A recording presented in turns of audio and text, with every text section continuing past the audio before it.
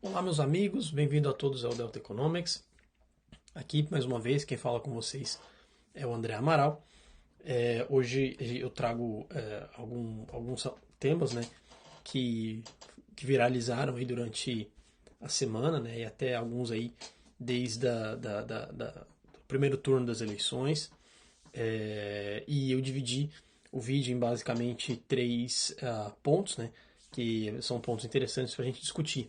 Antes de dar início ao vídeo, né, como eu sempre falo, claro, caso você goste do conteúdo, caso você sinta que há benefício no conteúdo do vídeo e tal, claro, eu peço que você considere se inscrever no canal, compartilhar com seus amigos também, porque conhecimento nunca é demais e o único intuito do canal aqui é transmitir conhecimento, mas a quantidade de seguidores é importante, é bom, porque motiva, faz com que eu consiga melhorar cada vez mais os vídeos, a qualidade dos vídeos, e isso ajuda bastante. Então, peço que, caso você goste de conteúdo, se inscreva no canal, ative o sininho aí também para receber as notificações, beleza? Pessoal, então o que eu fiz? Eu dividi o vídeo em três partes, né? Então, a primeira parte, a gente vai falar de possível recessão global e a crise do Credit Suisse, um grande banco, né? Que essa semana apresentou um risco maior e que viralizou aí no mercado financeiro. A gente vai entender um pouquinho mais o que aconteceu e os desdobramentos, né? Depois, primeiro turno das eleições, por que a bolsa subiu? Qual o racional por trás disso? Você já deve ter visto, porque isso viralizou aí bastante nas redes sociais, aí na internet, em alguns sites também de finanças divulgou bastante aí a razão, né, pelo qual a bolsa subiu logo após ali o primeiro turno das eleições. Mas a gente vai discutir um pouquinho mais, entrar um pouquinho mais no detalhe e também discutir um pouquinho sobre o real risco, né, o real risco fiscal que o Brasil está nesse exato momento. E depois, por fim, eu quero falar um pouquinho também da situação fiscal do Reino Unido, né? Para quem acompanha um pouquinho mais sobre economia global, principalmente sobre aqui economia europeia, deve ter visto aí que a libra esterlina ela se enfraqueceu muito, né, em relação à maioria das moedas, né, até mesmo em relação ao real, mas sobretudo sobre o dólar e o euro. E o porquê que isso aconteceu, eu quero discutir com vocês mais um detalhe. Então, sem mais delongas, vamos para o início para o primeiro tópico do vídeo, que é a crise do Credit Suisse, o que aconteceu, e vamos tentar entender um pouquinho mais. Bom, eu trouxe esse gráfico aqui do TradingView, que eu acho que ele é legal para a gente entender sobre o que está acontecendo, né? Então, todo mundo conhece o banco, o Credit Suisse, né? Um banco gigante, inclusive há um banco de investimento aí no Brasil, e ele de uns tempos para cá, ele tem sofrido aí com uma gestão ruim, tem se envolvido em com algumas crises de fraudes e tudo, né? E isso tem gerado uma preocupação muito grande com os investidores. E desde então, o banco decidiu fazer uma reestruturação. Mas o que acontece? A verdade é que o banco, para fazer essa reestruturação, ele precisa de uma quantidade de dinheiro muito grande, né? Estima-se mais ou menos um valor mais ou menos entre 4 bilhões, e ele precisa levantar esse dinheiro do mercado. Só que com uma tensão, uma crise global, os investidores receosos não querem fazer esse tipo de investimento, né? E para quem já tem o dinheiro aplicado no banco ou já tem operações com o Credit Suisse, eles resolveram se proteger mais. E como que você se protege nesse cenário, né? Então você compra aquilo que a gente chama de CDFs, né? CDS, que é o Credit Default Swap.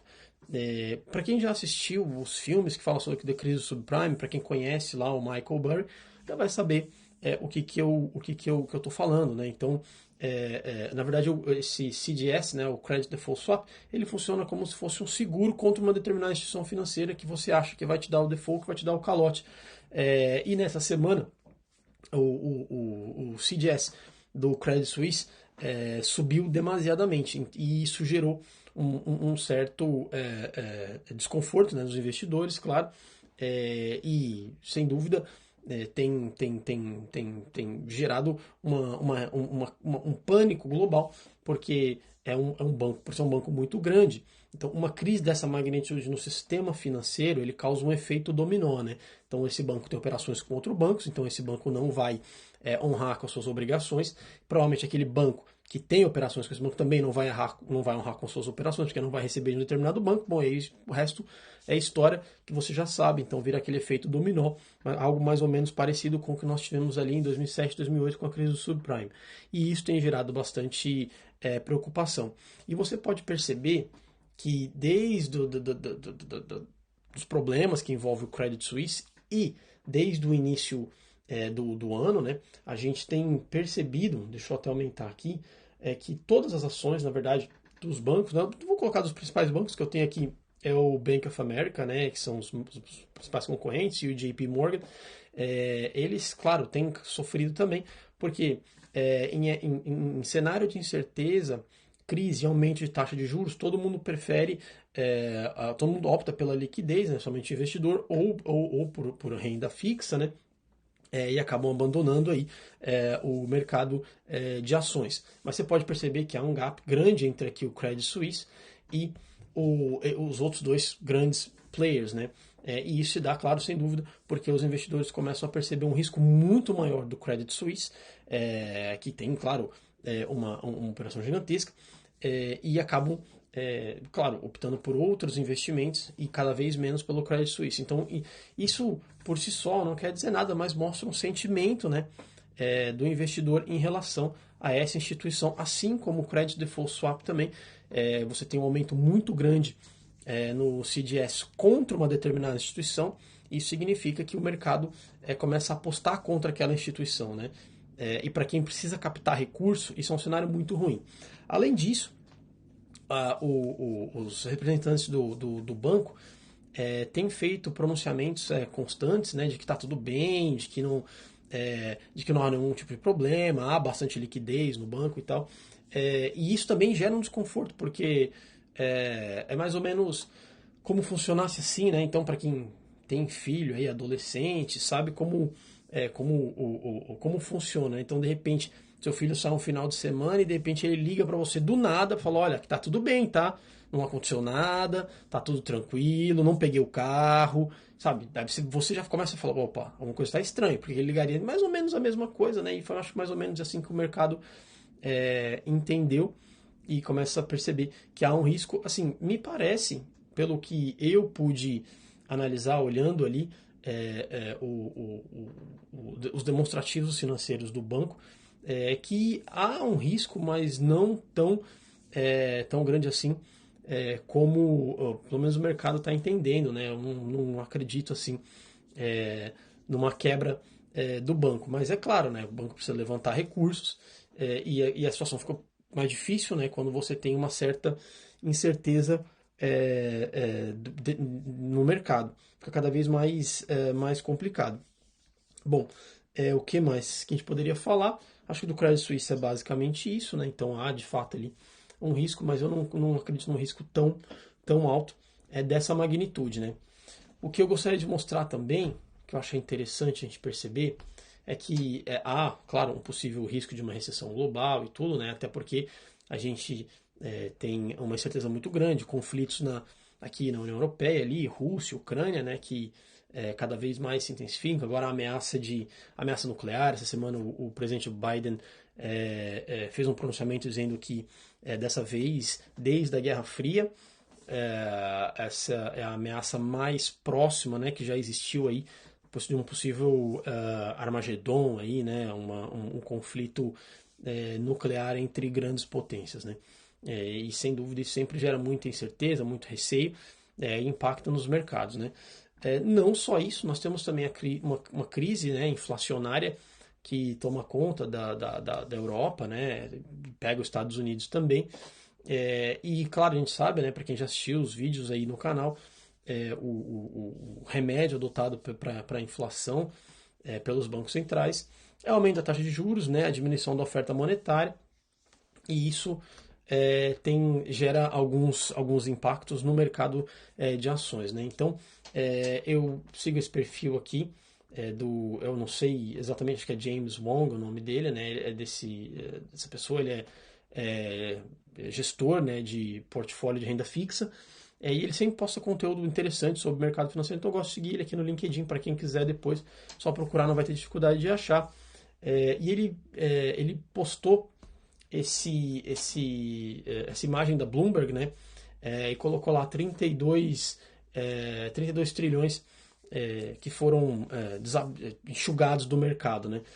O que é isso, na verdade, né, do mercado de ações? Né? Isso, na verdade, nada mais é do que o efeito taxa de juros. Né? Então, você reduz a oferta monetária, então o dinheiro acaba saindo do mercado de ações, vai procurar taxa de juros, né?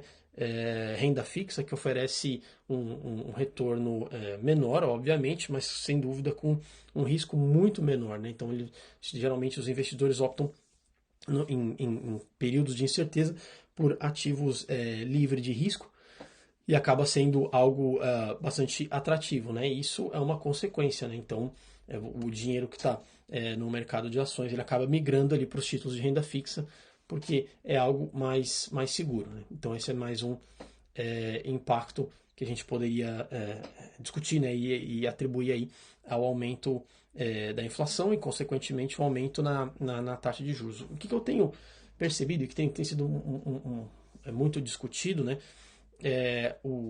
A velocidade que o Federal Reserve tem subido a sua taxa de juros, né? Que é até mais forte do que crises inflacionárias anteriores, né? Sendo até, acho que dos últimos 30 anos, a subida de juros mais rápida, né? Vamos colocar dessa forma. E o que eu tenho percebido, na verdade, é que isso só aconteceu dessa forma.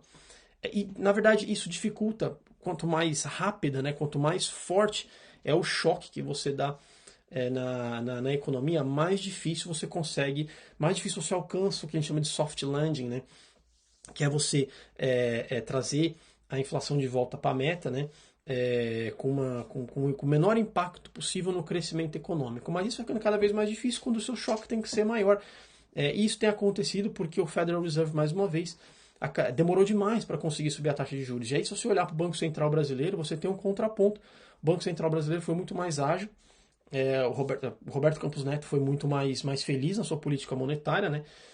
Então acabou subindo a taxa de juros quando tinha que subir o quanto antes, né? Mesmo que isso impactasse o crescimento econômico. Mas era algo que deveria ter sido feito, que provavelmente o Federal Reserve deveria ter sido feito também lá atrás, enquanto o presidente do Federal Reserve dizia isso é uma inflação transitória, então não há para que não há desespero, a gente vai aguardar mais um pouco até a próxima reunião, e o fato é que se tivesse subido lá atrás, a magnitude dos ajustes monetários sem dúvida teriam sido menores, né? Então, e isso teria facilitado um possível soft landing. Então, assim, é algo que deve ser observado, e é um ponto de vista que eu tenho que o Federal Reserve errou nesse sentido. Né? Então, tenta ajustar agora, mas esse ajuste agora acaba sendo um pouco mais abrupto para a economia. Né? Mudando de assunto agora, falando aí das eleições, né, e por que a Bolsa Brasileira subiu bastante, eu vou colocar aqui a nossa bolsa para ficar mais fácil, né?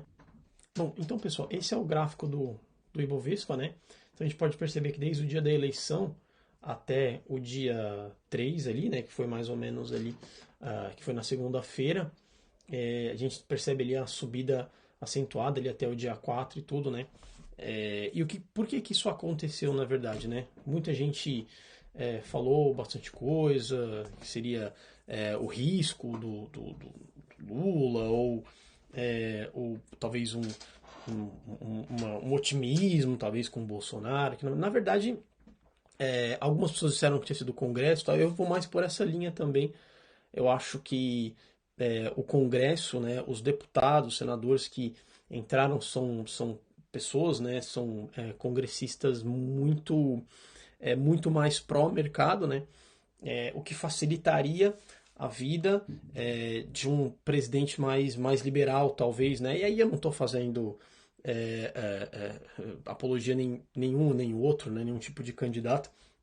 Eu estou só passando realmente o que é. Eu não teria o intuito nunca de tentar induzir alguém a algum tipo de posicionamento político, porque seria até subestimar a sua capacidade de pensar, né? Então isso eu deixo por você próprio, até porque o objetivo do canal é justamente esse, né? Auxiliar quem me acompanha a pensar por si só, a tomar suas próprias decisões.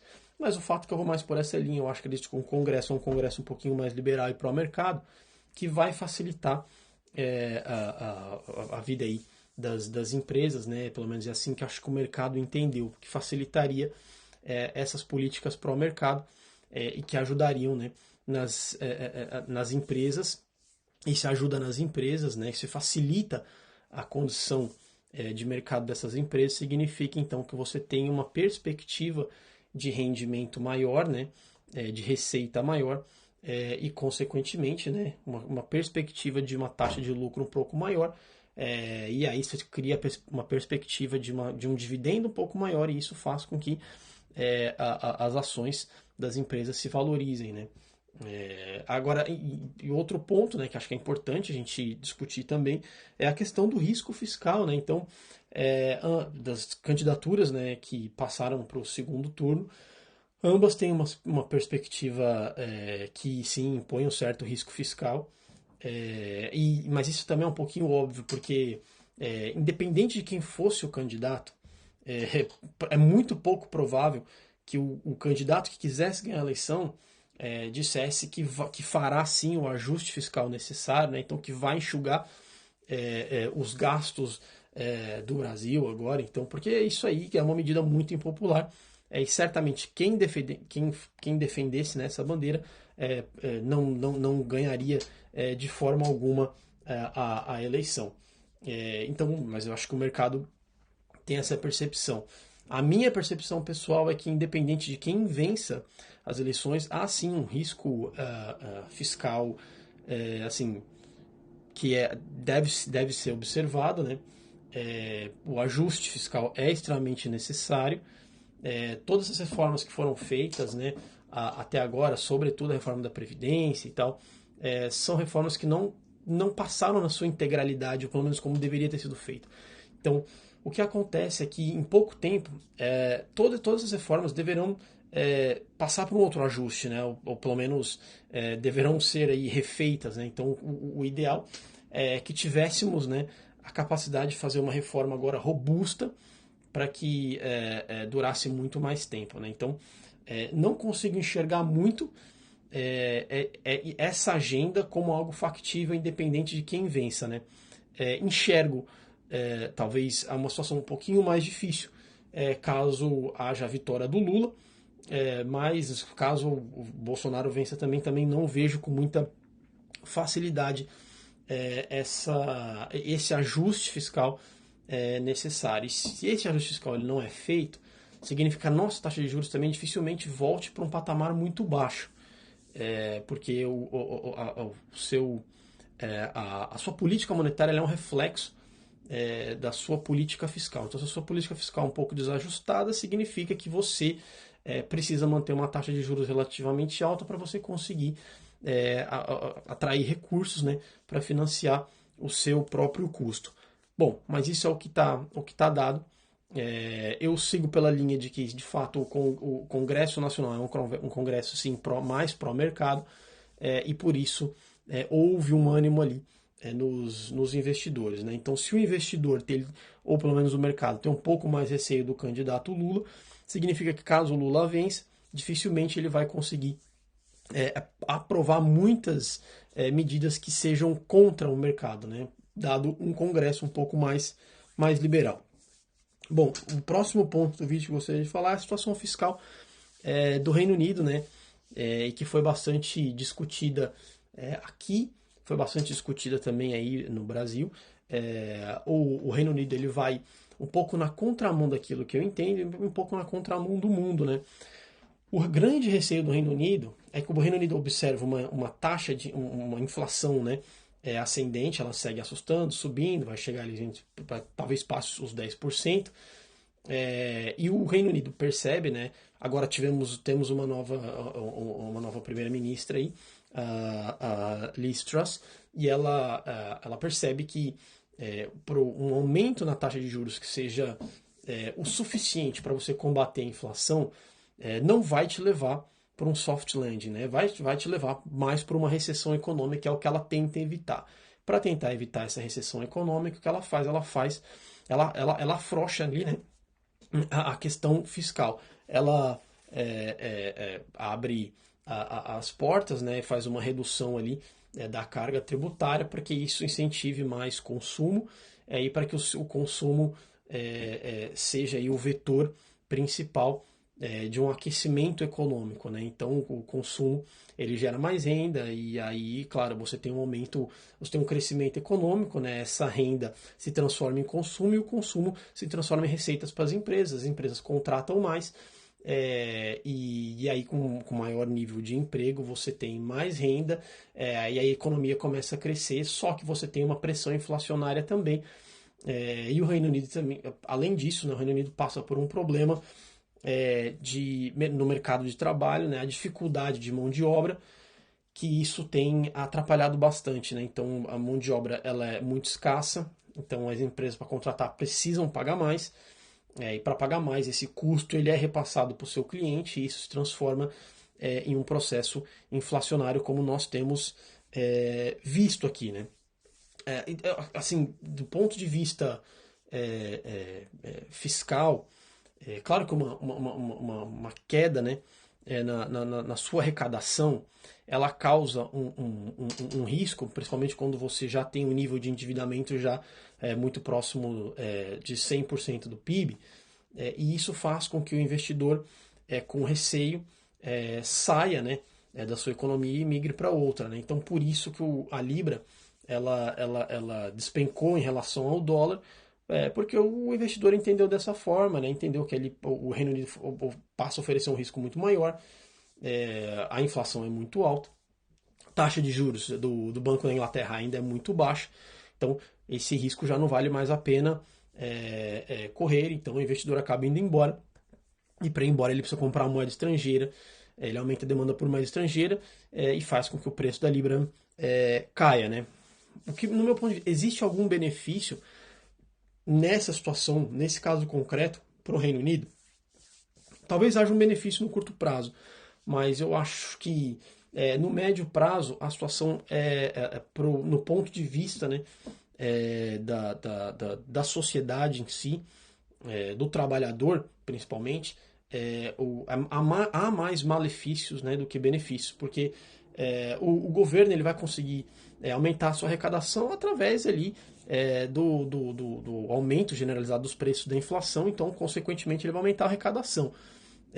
Só que para o consumidor, né, a inflação significa uma perda no poder de compra. Então, eu acredito que assim, no médio prazo, aquilo que era entendido como um suposto benefício agora é mais malefício, mas talvez beneficie o governo um pouco mais para frente, aumentando a sua arrecadação através da inflação. Não acho que é a medida correta, eu acho que deveria ter sido feito, deveria ter sido o oposto. Na verdade, vai doer mesmo na carne, não tem jeito. Se chegamos nesse nível agora, eu acho que o ideal teria que ter sido feito o ajuste fiscal já agora, mesmo que isso custasse ali talvez uma possível recessão econômica, mas a necessidade de um aumento na taxa de juros deveria ter sido feito. O Banco da Inglaterra, ao meu ver, ainda é muito lento na sua política monetária e isso tem custado aí uma inflação cada vez mais alta.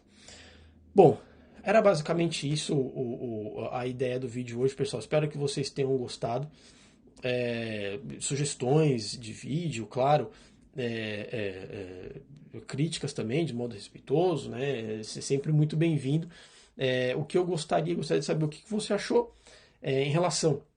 O que você pensa sobre o Credit Suisse, não? O que você acha, qual será o desfecho, se isso te preocupa, como que você tem protegido a sua carteira, se no meu ponto de vista, né, assim, eu percebo que caso haja de fato um risco cada vez maior, Eu acredito que pelo tamanho do Credit Suisse, há de ser feita uma intervenção, né, um ajuste ali, para que a gente não chegue nesse nível. O fato eu mostrei agora há pouco, né, a imagem daqueles 30 trilhões, né, que saíram essa imagem, na verdade, né, que saíram do mercado acionário global e migraram para a renda fixa.